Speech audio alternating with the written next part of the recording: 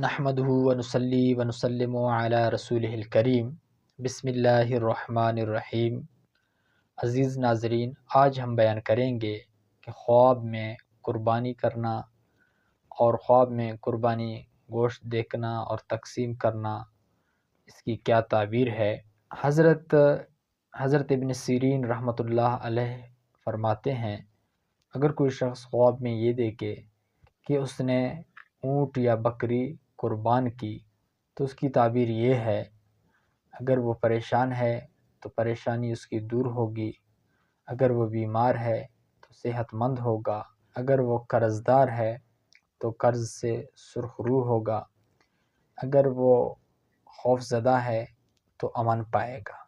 حضرت ابراہیم کرمانی رحمۃ اللہ علیہ فرماتے ہیں، کوئی شخص یہ دیکھے قربانی کی اور گوشت تقسیم کیا تو اس کی تعبیر یہ ہے کہ وہاں کا کوئی امیر شخص مرے گا اور اس کا مال تقسیم کریں گے۔